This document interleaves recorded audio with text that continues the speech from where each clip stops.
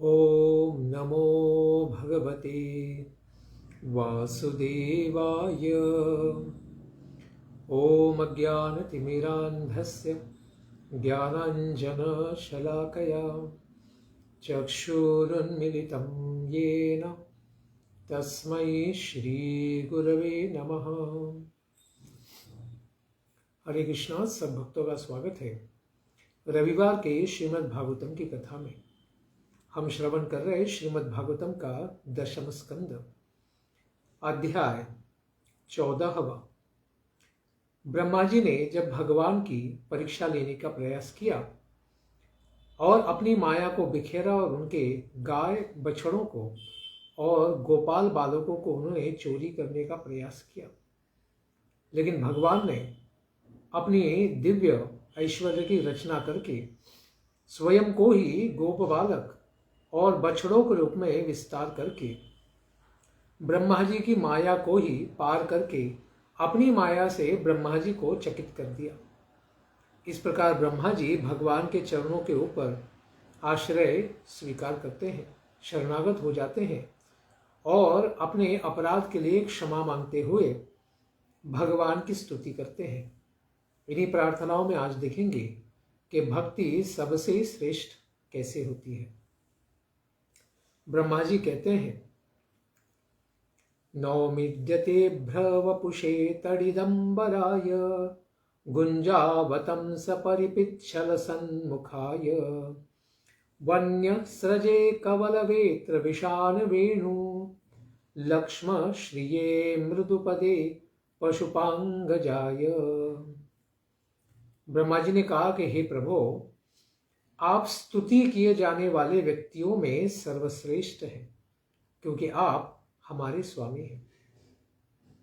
जल के साथ जो मेघ होते हैं, उन्हीं के घनश्याम मेघों के समान आपकी शरीर की कांति है। इस प्रकार से बिजली के समान ही चमकते हुए पीतांबर को आपने धारण किया हुआ है। गले में घुंघची की माला, कानों में कुंडल पहने हैं, सिर पर मोर मुकुट आपने शोभा पाई है, वक्षस्थल पर वनमाला धारण किए हुए हैं, हाथ में दही और भात का ग्रास लिए हुए हैं आप, बगल में ही सींगी और वेत्र दबाए हुए हैं और कमर में खोसी हुई वंशी की शोभा से संपन्न है आप। हे नंदनंदन, हे यशोदानंदन, आपके अत्यंत मृदु पदे कोमल चरणों में मेरा नमस्कार स्वीकार कीजिए। इस प्रकार भगवान ब्रह्मा जी अपनी प्रार्थनाओं को शुरुआत करते हैं कि प्रभु, आप अखिल ब्रह्मांड के स्वामी हैं, लेकिन आप यहाँ पर इस प्रकार से मानो नर लीला कर रहे हैं, वह भी ग्वाल बालों की तरह। इसलिए कृपा करके मेरे अपराध जन्य कार्यों को आप कृपा करके क्षमा कीजिए। भगवान को नमस्कार करता हूं, क्यों? क्योंकि श्री भगवान के कर्मत्व का ज्ञान हो जाने पर, उसके प्रयोजन को जानने की अपेक्षा होने पर, इस तरह के श्री भगवान ही प्रयोजन है। भक्ति में भक्ति ही कार्य है और उसका फल भी भक्ति ही होता है, लेकिन ज्ञान में ज्ञान के द्वारा मोक्ष की अपेक्षा होती है। लेकिन भगवान की भक्ति में भक्ति करने से केवल भक्ति की ही कामना होती है। इस तरह से यहां पर ब्रह्मा जी प्रार्थना करते हैं और कहते हैं कि आपको ही प्रसन्न करने के लिए मैं आपके चरणों पर गिरकर नमस्कार करता हूं। अत्यंत सुंदर पीतांबर वस्त्र आपने धारण किया है और आप वैसे तो नारायण के भी आदि कारण हैं, लेकिन यहां पर ब्रज में आप नंद बाबा के बालक हैं, नंद नंदन है। ऐसे बाल गोपाल को मैं नमस्कार करता हूं। कहते हैं कि प्रभु, आपने यह विशेष, आप तो अवतारी हैं, फिर भी इस संसार में आए हैं, इसलिए अवतार कहता हूं। यह अवतार विशेष रूप से क्यों धारण किया है, यह मुझे पता है। ब्रह्मा जी कहते हैं, अस्यापि देव वपुषो मदनुग्रहस्य स्वेच्छामयस्य न तु भूतमयस्य कोऽपि नेशे महित्व वसितुं मनसान्तरेण साक्षात् तथैव किमुतात्मसुखानुभूतिः। हे देव, आप स्वयं प्रकाशित हैं, आपको कोई और व्यक्ति प्रकाशित नहीं कर सकता है। इसीलिए आप यहाँ पर क्यों आए हैं? स्वेच्छामयस्य, अपने आप ही अपनी इच्छा से आप आए हैं। फिर भी मद अनुग्रहस्य, मेरे ऊपर खास करके कृपा करने के लिए आप यहाँ पर प्रकट हुए हैं, यानी बाल गोपाल के रूप में आप आए हैं। यह आपका जो विग्रह है वह पांच भौतिक नहीं है, किसी भी प्रकार से भौतिक तत्वों से बना हुआ यह आपका विग्रह नहीं है। ऐसे आपको यानी श्री कृष्ण अवतार के शरीर की महिमा को न तो मैं जान सकता हूं, तो फिर दूसरा कोई कैसे जानने में समर्थ हो सकता है? क्योंकि सारे संसार में ब्रह्मा जी ही सबसे महान है, उनसे परे तो कोई है नहीं। तो अगर ब्रह्मा जी ही भगवान को नहीं समझ पा रहे हैं, तो फिर संसार में दूसरा ऐसा कौन सा जीव है जो भगवान को समझ भी पाएगा? जब इसी शरीर के विषय में ऐसी बात है, तो फिर आत्मानंदानुभव रूप आपकी जो साक्षात महिमा है, जो आप आत्माराम है, केवल अपने आप में ही रमण करते हैं, उसको कोई भी एकाग्र मन से भी नहीं जान सकता है। यहां पर प्रश्न होता है कि इस तरह से प्रतिज्ञा करके स्वरूप मात्र का अनुवाद करते हैं, क्या तो इस पर अस्यापि इस श्लोक से कहते हैं कि हे दिव्य गुण संपन्न प्रभो मेरे स्वामी, आपका यह जो सुलभ रूप से प्रकाशित यह दिव्य अवतारी विग्रह है, इसकी महिमा को जान पाने में मैं समर्थ नहीं हूं, अथवा इस शरीर की महिमा को जान सकने में दूसरा कोई भी कैसे समर्थ हो सकता है। इसीलिए कहते हैं कि मद अनुग्रह से, मुझ पर कृपा करने के लिए, और कहते हैं स्वेच्छामय से, भक्तों के जैसी इच्छा होती है उसी के अनुसार तो आप इस प्रकार से विग्रह धारण करते हैं। तो प्रश्न होता है कि इसे क्यों नहीं जान सकते हैं? इस पर कहते हैं कि यह शरीर पांच भौतिक तत्वों से बना नहीं है, अपितु यह अचिंत्य है तथा शुद्ध सत्वमय है, गुणों से परे है, गुणातीत विग्रह है। अथवा पांच भौतिक की तरह दिखता है, लेकिन है तो विराट का भी कारण है। इसलिए आप क्या है, संसार में किसी के द्वारा भी जाने नहीं जा सकते। इसलिए अगर मैं नहीं जान पाऊं तो दूसरा कोई व्यक्ति कैसे जानेगा? और आप बड़े ही विशेष हैं, और आपके भक्त भी अति विशेष हैं, जो संसार में भले कुछ भी नहीं जीत पाएंगे, क्योंकि उनके पास ज्यादा भौतिक बुद्धि न हो या भौतिक बहुत प्रवीणता या कौशल्य न हो, फिर भी वे संसार को न जीतने पर भी आपको अवश्य ही जीत सकते हैं। इसी को बताते हैं ब्रह्मा जी। ज्ञाने प्रयासमुदपास्य नमन्त एव जीवन्ति सन्मुखरितां भवदीयवार्तां स्थाने स्थिता श्रुतिगतां तनुवाङ्मनोभिः ये प्रायशो जितजितोऽप्यसित्रिस्त्रैलोक्याम्। ज्ञाने प्रयासम, हे प्रभु, जो लोग इस संसार में ज्ञान की प्राप्ति के लिए अथक प्रयास करते हैं, लेकिन आपके भक्त होते हैं कि इस प्रकार से ज्ञान की प्राप्ति का प्रयास त्याग देते हैं और अपने ही स्थान में रहकर केवल आपके दिव्य भक्तों का सत्संग करते हैं। भवदीय वार्ता, आपके बारे में ही कथा को श्रवण करते हैं, यानी उन सत्पुरुषों के द्वारा श्रुतियों में, शास्त्रों में, पुराणों में वर्णित आपकी कथाओं का श्रवण करते हुए आपको अपने मन, वाणी और शरीर से नमस्कार करते हुए अपना जीवन यापन करते हैं। हे अजित प्रभु, जिनको कोई जीत नहीं सकता है, हे मेरे स्वामी, यद्यपि तीनों लोकों में आपको कोई भी नहीं जीत सकता है, लेकिन फिर भी ऐसे आपके भक्त जिन्होंने आपको भी जीत लिया है। कैसे? आपके द्वारा आपके प्रति प्रेम प्राप्त करने से, अर्थात आप उनके प्रेम के अधीन हो जाते हैं। यदि कोई भगवान कहेंगे कि मेरे स्वरूप को जान ही नहीं सकता है, तो फिर अज्ञानी जीव इस संसार का संतरण यानी इसको कैसे पार कर सकते हैं? तो ब्रह्मा जी कहते हैं कि ज्ञान के प्रयास के लिए बिल्कुल प्रयास आपके भक्त नहीं करते। केवल वे सत्पुरुषों के द्वारा नित्य वर्णन की जाने वाली आपकी कथाओं को श्रवण करते हैं, कीर्तन करते हैं, और उन कथाओं को अपने स्थान पर ही रहकर ही श्रवण करते, कहीं जंगल में भी नहीं जाते, तथा आपके प्रभाव को जानकर मनवाणी शरीर से सदा ही आपको नमन तस्या माम नित्यम, आपको सदा ही नमस्कार करते हैं। इसी प्रकार से जीवन बिताते हैं। ऐसे आपके प्रेमी भक्त आपको प्रेम के बंधन में ही बांध लेते हैं। यद्यपि आपको कोई त्रिलोकी में जीत नहीं सकता है, लेकिन आपके प्रेमी भक्त प्रेम के द्वारा आपको जीत लेते हैं। तो फिर ज्ञानी को क्या मिलता है? श्रेया श्रुतिम भक्ति मुदस्य ते विभो क्लिश्यन्ति ये केवल बोध लब्धये तेषामसौ क्लेशल एव शिष्यते नान्यद्यथा स्थूल तुषावघातिनाम। हे विभो, हे स्वामी, आपकी भक्ति सभी प्रकार के कल्याण का साधन है।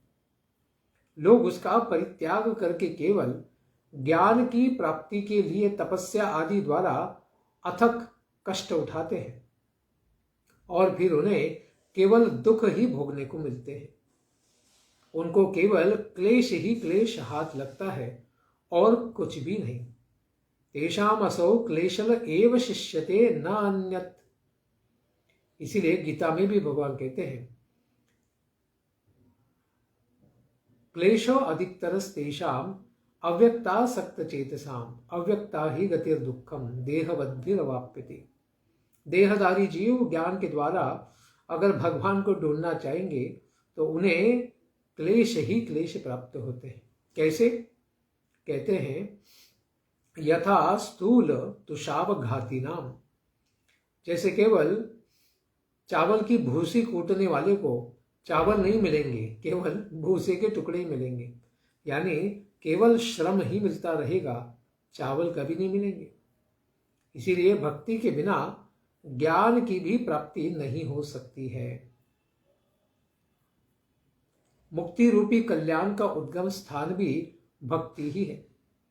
उसी तरह से जिस तरह निर्झरों का उद्गम, झरनों का उद्गम स्थान महासरोवर है, आपकी उस भक्ति का परित्याग करके जो भक्ति कल्याण प्राप्ति का मार्ग है, उस भक्ति का परित्याग करके जो ज्ञान प्राप्ति के लिए नाना प्रकार से कष्ट उठाते हैं, उनको केवल क्लेश ही प्राप्त होता है और कुछ भी नहीं मिलता है। इस प्रकार से उदाहरण देके उन्होंने समझाया। तो भक्ति के द्वारा ही ज्ञान की प्राप्ति किस प्रकार से होती है, इसको ब्रह्मा जी कहते हैं पूरेह भूमन बहवोपि योगिनास त्वदर्पितेहा निज कर्म लब्धया विबुद्ध भक्तैव कथोपनीतया प्रपेदिरेंजोच्युतते गतिम पराम। हे भूमन, हे अनंत प्रभु, इस लोक में पहले भी ऐसे बहुत सारे अपि योगिना, बहुत सारे योगी तपस्वी हो चुके हैं जो त्वद अर्पितेहा अपने समस्त लौकिक एवं वैदिक कर्मों को निज कर्म लब्धया आपके चरणों में ही समर्पित करके, निष्काम कर्म करके, उन समर्पित कर्मों तथा आपकी लीला कथाओं से आपकी भक्ति को प्राप्त करके उस भक्ति के ही आपके स्वरूप का ज्ञान प्राप्त कर लिए। और हे अच्युत, बिना किसी प्रयास के ही उन्होंने आपके परम पद की, वैकुंठ की प्राप्ति कर ली है। पराम गतिम अंज प्रपेदिरे, केवल आपकी कृपा से ही उन्होंने सहसा, केवल भक्ति करके, कोई और दूसरा साधन नहीं किया, केवल भक्ति करके आपके परम पद को उन्होंने पा लिया है। जिस प्रकार से यह सारे ग्वाल बाल जो आपके साथ खेल रहे हैं, इसीलिए कहते हैं कि आप कैसे हैं समझ पाना बड़ा कठिन है। तथापि भूमन महिमा गुणस्य ते विबोद्धूमहृत्यमलान्तरात्मभिः अविक्रियात् स्वानुभवाद रूपतो हि अनन्य बोध्यात्मतया न चान्यथा। हे भूमन, अगुणस्य, आप निर्गुण हैं, गुणों से अतीत हैं, एवं सगुण, दोनों रूपों में आपका ज्ञान बड़ा कठिन है। आप निर्गुण हैं, ते महिमा, वह आपकी महिमा समझना बड़ा ही कठिन है। फिर भी आपके निर्गुण स्वरूप की महिमा को इंद्रियों का प्रत्याहार करके विशेष आकार का परित्याग, आत्माकार अंतःकरण के साक्षात्कार पूर्वक जाना जा सकता है। इसके अतिरिक्त किसी दूसरे प्रकार से इसे नहीं जाना जा सकता। जब तक शरीर है और गुणों का प्रभाव हमारे ऊपर है, तब तक आपको जो निर्गुण है, गुणातीत है, विबोधम अतेति अन्यथा न, उनको जान पाना बड़ा कठिन है। इसीलिए जब तक इन तीनों गुणों को पार नहीं किया जाता, तब तक आपको कोई समझ नहीं सकता। हे प्रभु, गुणों में तो आपके अंश, बहुत सारे जीव हमें दिखते हैं और हम भी आपके अंश जीव ही हैं, लेकिन गुणों में फंसे। लेकिन आप निर्गुण हैं, गुणातीत हैं। आपको जब तक हम गुणों का संग नहीं त्यागते हैं, तब तक हम आपको समझ नहीं सकते हैं। इसीलिए भगवान को समझने का कितने जन्म प्रयास करना पड़ेगा। ब्रह्मा जी कहते हैं, गुणात्मनस्तेपि गुणान् विमातुं हितावतीर्णस्य क ईशिरेस्य कालेन यैर्वा विमितः सुकल्पैर्भूपांसवः खेमिहिकाद्युभासः। हे प्रभु, जिन अत्यंत निपुण पुरुषों ने अनेक जन्मों तक परिश्रम करके पृथ्वी के एक एक कणों का, आकाश के तुषार बूंदों को तथा आकाश के तारों को एक एक अणुरेणु करके कण कण को गिर डाला है, उन लोगों में भी, साइंटिस्ट लोगों में भी भला कौन सा ऐसा पुरुष हो सकता है जो आपके दिव्य गुणों के स्वरूप समस्त गुणों को गिन सकता है। क्योंकि आप अनंत हैं, आपके अंदर अनंत गुण हैं, उनको कोई नहीं गिन सकता है। प्रभु, आप तो केवल संसार का कल्याण करने के लिए ही अवतीर्ण होते हैं।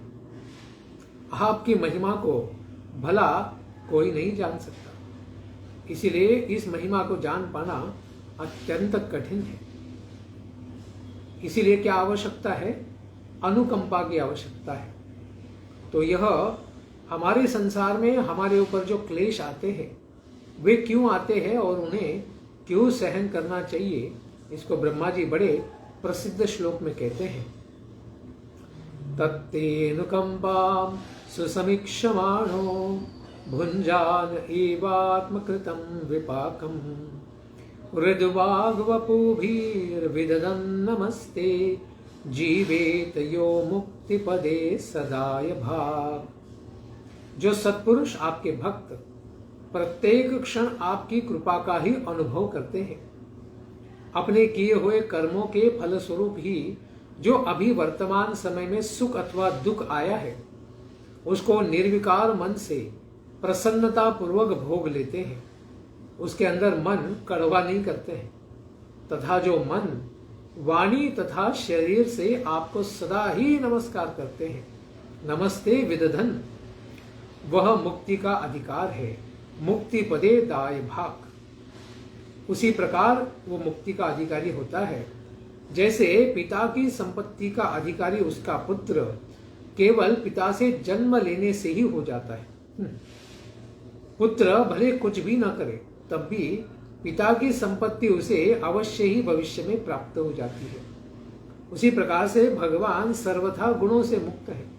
उसी प्रकार से उनका भक्त भी सारे गुणों से और संसार से मुक्त हो जाएगा, क्योंकि भगवान सदा ही संसार से मुक्त होते हैं। लेकिन आवश्यकता है कि जो भी कर्म के विपाक से पूर्व जन्म के कर्म के अनुसार हमें जो भी सुख दुख अभी इस जन्म में प्राप्त है, उसको भगवान के अनुकंपा से स्वीकार करते रहो और बड़े सम्मान पूर्वक भगवान का भजन करते रहो, तो फिर अनासक्त व्यक्ति हो जाएगा और मन के परिणामों से यानी सुख दुख की भावनाओं को पार करते हुए भगवान का अनुभव करेगा और वास्तविक मुक्ति यानी भगवत धाम भी अवश्य प्राप्त करेगा। लेकिन दूसरा ज्ञानी, योगी, तपस्वी, कर्मी व्यक्ति इस प्रकार की मुक्ति नहीं प्राप्त करेगा। इसीलिए कहते हैं कि मेरी दुष्टता को या अपराध को तो देखिए। पश्येश में नार्यमनंत आद्ये परात्मनि त्वय्यपि मायि मायिनी मायां वितत्ते क्षितुमात्मवैभवं यहं कियानैच्छम ईवार्चिरग्नौ। हे स्वामी, हे प्रभु, मैं अनार्थम पश्य, मेरी कुटिलता और अपराध को तो देखिए कि अनंते आद्य परमात्मा भी, आप अनंत आदि पुरुष परमात्मा हैं। बड़े बड़े मुझ जैसे मायावी भी आपकी माया के चक्र में फंस जाते हैं, जिस प्रकार से मैं अभी आपकी माया में फंस गया हूं। फिर भी मैं आप पर अपनी माया को फैलाकर अपना ऐश्वर्य दिखाना चाह रहा था। हे प्रभु, आपके समक्ष मैं क्या हूं? मैं तो अत्यंत तुच्छ जीव हूं। क्या अग्नि के समक्ष उसी की चिंगारियों की कोई गणना होती है? भले ही अग्नि से करोड़ों चिंगारियां निकले, लेकिन वह अग्नि के समान तेजस्वी और महान कभी नहीं बन सकते। इसलिए मेरी दुर्बलता को आप देखिए, मेरे अपराध को आप क्षमा कीजिए। मैं अपनी माया से आपको छलने गया और मैं ही आपकी माया से छला गया, फंस गया। हे प्रभु, मैं तो रजोगुण से ही उत्पन्न हूं। इस प्रकार से कहते हैं कि मैं आपको क्या समझूंगा।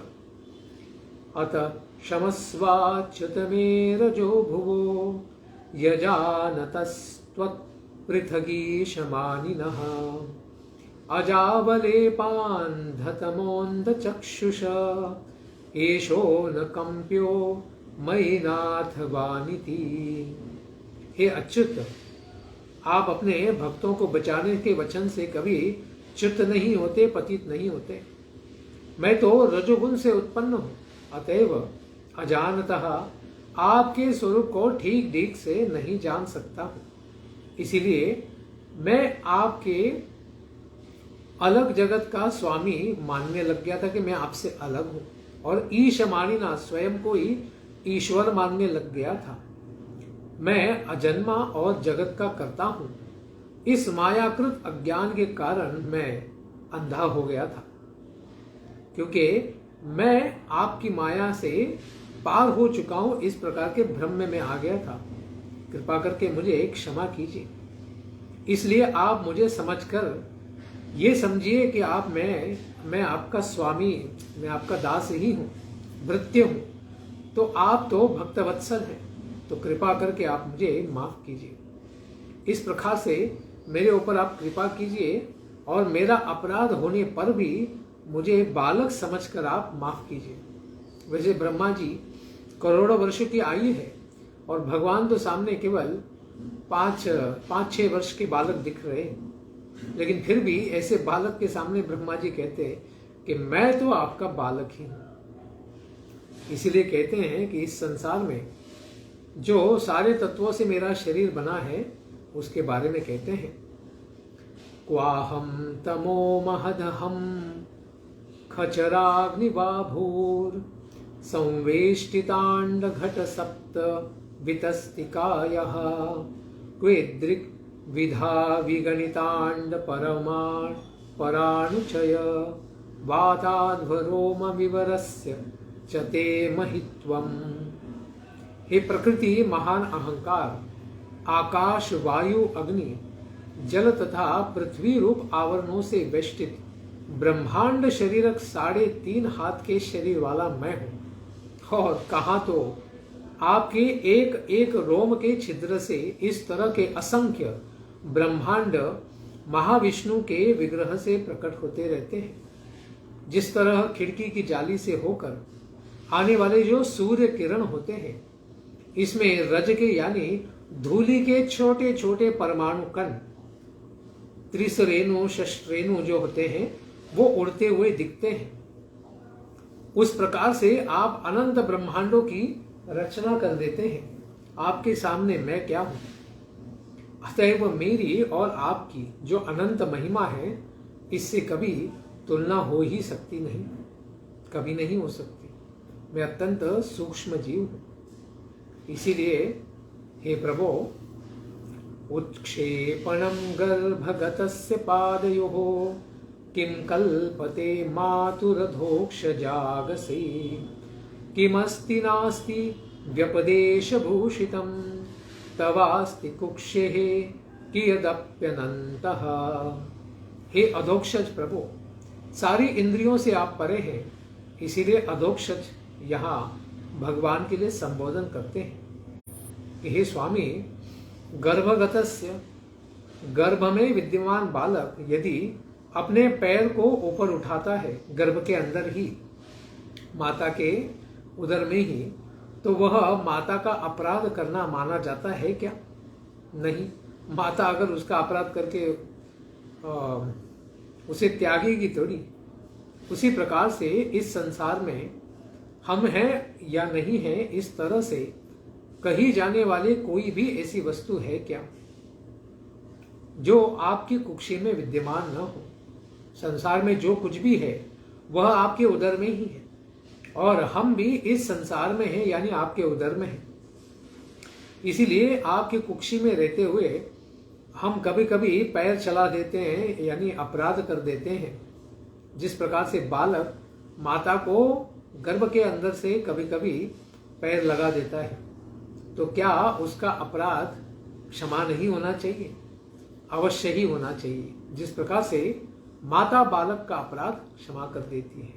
इसलिए हे प्रभु, त्वमेव माता च पिता त्वमेव, आप ही हमारे पिता है, आप ही हमारी माता है।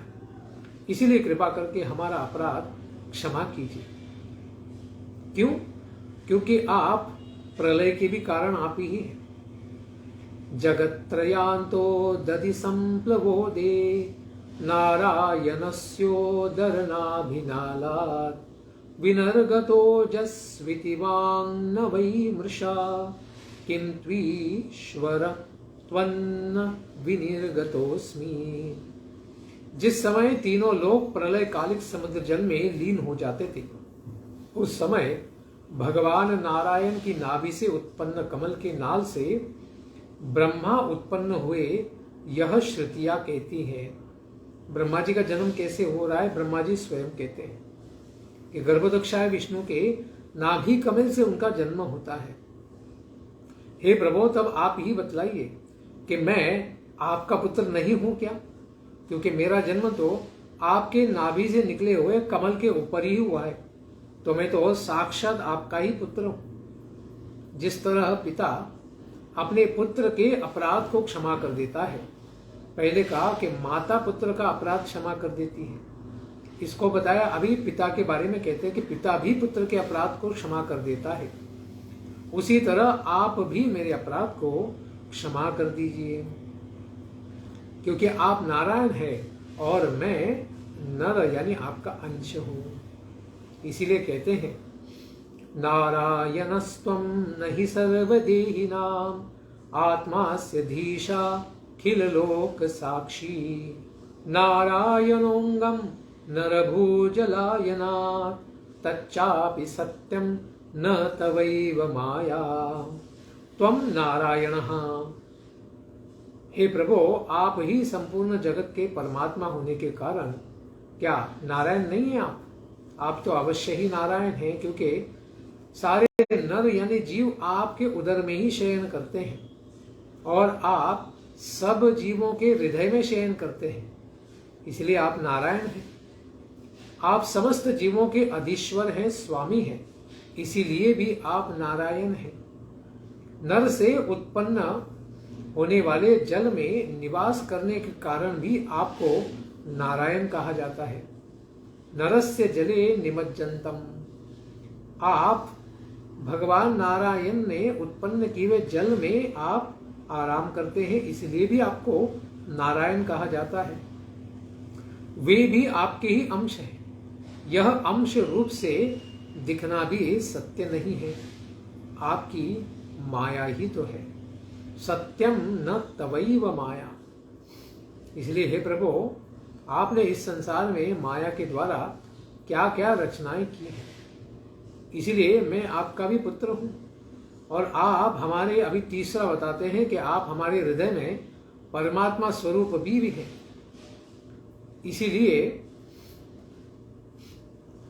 नर जातानि तत्वानि नारायण स्मृतः। जानकार पुरुषों ने नर से उत्पन्न तत्वों को नार कहा है, वे ही उनके निवास स्थान है, इसलिए वह नारायण शब्द से कहा जाता है। इस प्रकार से भगवान जो है, जल की उत्पत्ति नर से ही हुई है, अतएव वे नर के पुत्र हैं। क्योंकि नारायण का प्रथम निवास स्थान वह जल ही था, अतएव उनको नारायण ही कहा जाता है। प्रभु, आपका विग्रह ही सारे जीवों का कल्याण का आश्रय है, और सारे जीवों के हृदय में भी आप परमात्मा रूप से विराजमान हैं, इसीलिए कृपा करके आप हमें क्षमा कीजिए। और इस विराट के बारे में कहते हैं, तच्चे जलस्थम तव सज्जगद्वपुः किं मे न दृष्टं भगवंस्तदैव किं वा सुदृष्टं हृदि मे तदैव किं नो सपद्देव पुनर्विदर्शी।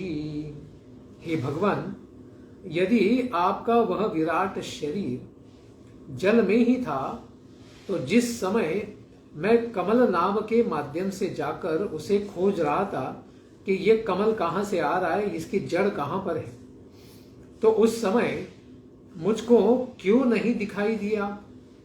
जब मैंने बड़ी तपस्या की, उस समय आपका दर्शन हो पाया, वह भी अपने हृदय में ही किस प्रकार से हो गया।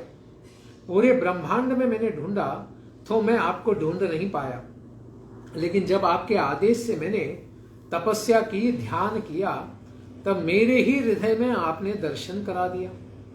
फिर कुछ क्षणों के बाद पुनः आपने अपने दर्शन को अंतर्धान कर लिया, आपने स्वयं के रूप को छुपा लिया, फिर मुझे उसके बाद आपका दर्शन नहीं हो पाया। हे प्रभु, अतएव आपकी वह क्या है, एक प्रकार की माया ही रही मेरे लिए। इस प्रकार आपने मुझे दर्शन भी दिया और उसके बाद दर्शन आपने हटा भी लिया। हे प्रभु, आप सारी माया को निर्माण भी करते हैं और सारी मायाओं को निरस्त भी करते हैं, नाश भी करते हैं। इसीलिए कहते हैं, अत्रैव माया धमनावतारे यस्य प्रपंचस्य बहिः स्फुटस्य कृष्णस्य चान्तर जठरे जनन्या माया त्वमेव प्रकटीकृतं ते। हे माया का नाश करने वाले प्रभु माया धमन, इसी कृष्ण अवतार में ही आपने बाहर दिखने वाले संपूर्ण प्रपंचमय जगत को अपने पेट में अपनी माता को 2 बार दिखा दिया। इससे ही स्पष्ट होता है कि यह संपूर्ण प्रपंच केवल माया त्वमेव, आपकी माया ही है। इस माया के द्वारा ही आपने संसार की रचना की है। यस्य कुक्षाविदं सर्वं सात्मं भाति यथा तथा त्वत्त्वय्यपीह तत्सर्वं किमिदं मायया विना। जिस आपके उदर में जड़ चेतनात्मक जगत जैसा है वैसा ही दिखाई दिया, तब क्या यह सब आपकी माया के ही बिना दिखाई दिया। आपकी माया के बिना किस प्रकार से दर्शन हो सकता है? यदि कहें कि बाहर सत्य ही यह विश्व पेट में प्रतिबिंबित होता है, अतएव इसको पूर्ण रूप से माया कहा जा सकता है।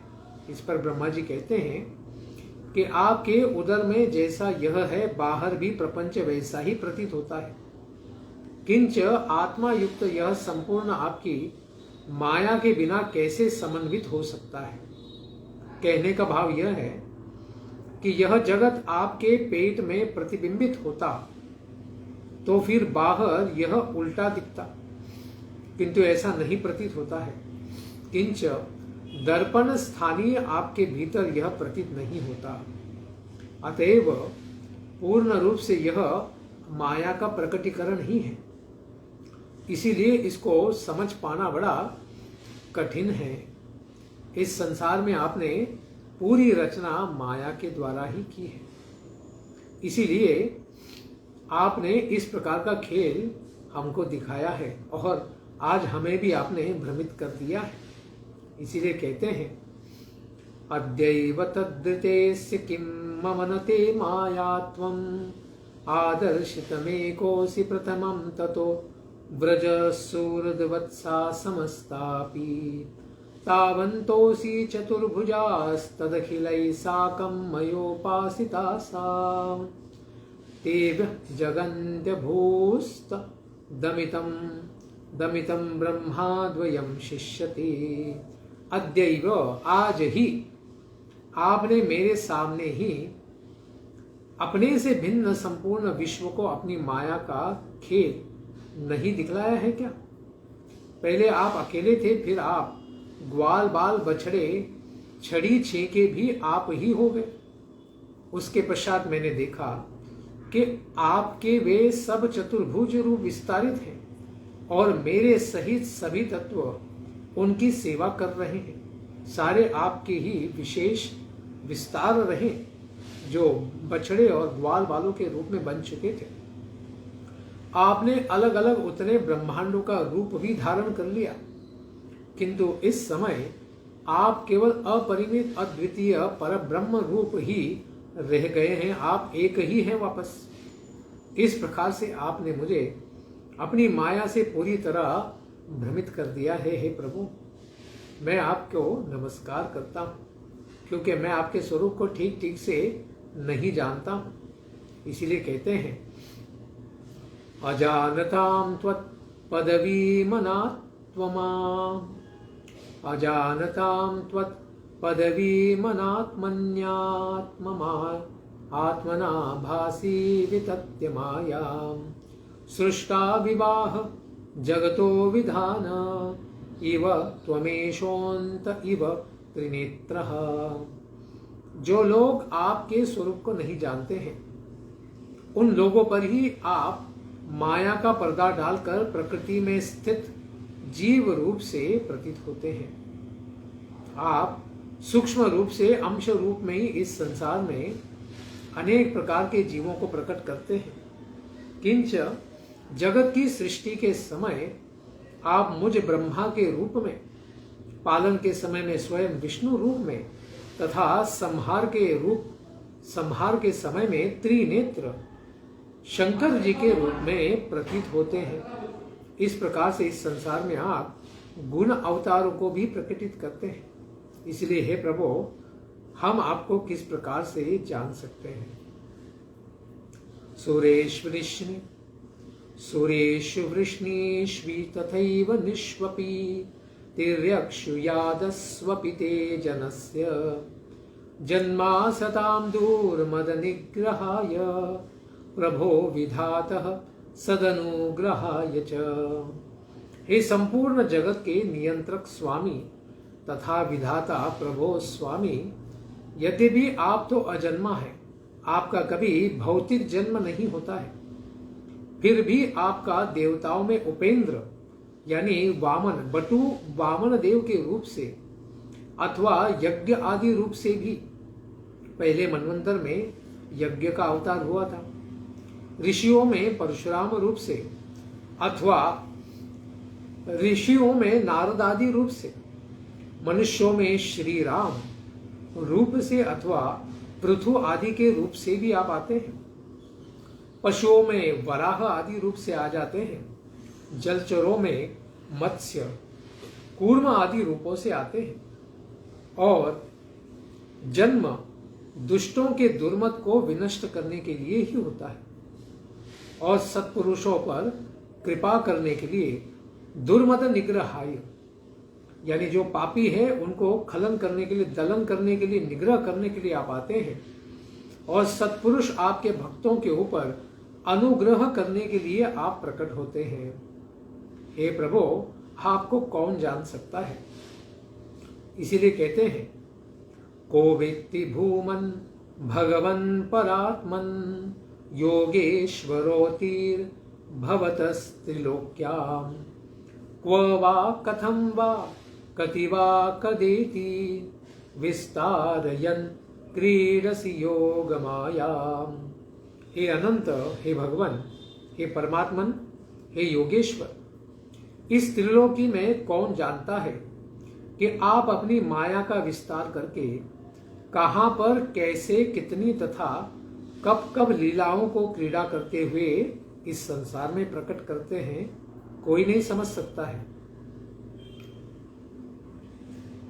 क्योंकि यह तो सारे संसार के जीवों को कल्याण करने के लिए ही आप आते हैं, दुष्टों का दलन करते हैं और आपके भक्तों के ऊपर अनुग्रह करते हैं। इसीलिए हे प्रभु, आपको हम नहीं समझ सकते, क्योंकि ये सारा संसार ही आपके लिए एक स्वप्नवत ही है। तस्मादिदं जगदशेषम असत्स्वरूपम स्वप्नाभमस्तधिष्णं पूर्वदुःख दुःखम त्वय्येव नित्य सुखबोधतनावनन्ते मायात् उद्यदपि यत्सदिवाव भाति। तस्मात्, अतएव इसलिए, इदं स्वप्नाभ अशेषम जगत असत स्वरूपम, यह संपूर्ण जगत स्वप्न के समान ही है। यानी यह सामने तो सत्य दिख रहा है, लेकिन यह स्थायी नहीं है और यह अज्ञान रूप है एवं सदा दुख पर दुख ही देने वाला है। पुर दुख दुखम, लेकिन आप तो नित्य सुख हैं, आप परमानंद है, परम अज्ञान स्वरूप एवं अनंत है। यद्यपि यह माया से ही उत्पन्न होकर माया में ही विलीन हो जाता है, आपकी माया से प्रकृति से उत्पन्न होता है और महत्त्व में विलीन हो जाता है, फिर भी आपकी सत्ता से यह सत्य के समान ही सामने प्रकट है, लेकिन है तो सारी आपकी माया का ही प्रकटीकरण है। एकस्त्वमात्मा पुरुष पुराणः सत्य स्वयं ज्योतिरनंत आद्यः नित्योक्षरोजस्त्र सुखो निरंजनः पूर्णोद्वयो मुक्त उपाधितोऽमृतः। एकः त्वम् आत्मा पुराण पुरुषः सत्य स्वयं ज्योति अनंत आद्य नित्य अक्षर अजस्त्र सुख निरंजनः पूर्ण अद्वयः उपाधितेः मुक्तः अमृतः। हे प्रभु, एकमात्र आप ही परमात्मा होने के कारण सबके हृदय में आप विराजमान हैं परमात्मा के रूप में। सारे ब्रह्मांड की आत्मा आप ही है, आप ही पुराण पुरुष हैं। ब्रह्मा और शिव जी से पहले ही आप ही हैं, आप नारायण से भी पहले हैं। अतएव आप में जन्म आदि का अभाव है, आप अजन्मा हैं। स्वयं प्रकाश होने के कारण आपको पर प्रकाश वस्तुएं सीमित नहीं कर सकती। आपको चंद्रमा और सूर्य की आवश्यकता नहीं है प्रकाशित होने के लिए, आप स्वयं प्रकाशित हैं। आप आदि पुरुष होने के कारण आप अनंत हैं, अर्थात देश काल एवं वस्तु की सीमा से आप परे हैं। आप नित्य हैं क्योंकि आप अविनाशी हैं, सारे विनाशमय जगत के परे हैं। आपका आनंद अखंड है, आप सतत सुख स्वरूप ही हैं। आप निरंजन अर्थात सब दोषों से रहित हैं, आप में कोई दोष नहीं है। आप पूर्ण एवं अद्वितीय है, आपके जैसा दूसरा कोई नहीं। असम ऊर्ध्व, आपके समान भी कोई नहीं और आपसे श्रेष्ठ भी कोई नहीं है, जिस प्रकार से ईशोपनिषद में कहा गया है। आप सभी उपाधियों से मुक्त होने के कारण अमृत है। आपका कोई जन्म ही नहीं तो मृत्यु कैसे होगा? और आपके स्पर्श मात्र से जीव भी अमृत हो जाता है, मृत्यु को पार कर जाता है। इससे भी जन्म कर्म च मे दिव्यम एवं यो वित्य तत्वतः त्यक्त्वा देहम पुनर्जन्म नैति मामेति सोचना। केवल आपके जन्म कर्म को जान लेने से व्यक्ति पुनर्जन्म को पार कर जाता है, उसे पुनः जन्म नहीं लेना पड़ता। इसलिए हे प्रभु, आप निरंजन हैं, अत्यंत निर्मल है। इस प्रकार से और उदाहरणों के साथ ब्रह्मा जी भगवान की महानता को वंदन करते रहेंगे और क्षमा मांगते रहेंगे। उर्वरित ब्रह्मा जी की प्रार्थनाओं को हम श्रवण करेंगे आने वाले इतवार के सत्र में ठीक 11 बजे। तब तक के लिए धन्यवाद। हरे कृष्णा। ग्रंथराज श्रीमद् भागवतम की जय। ब्रह्मा जी की प्रार्थनाओं की जय। विदाय गौर प्रेमानंदे। हरि हरि बोल। जय जय श्री राधे श्याम।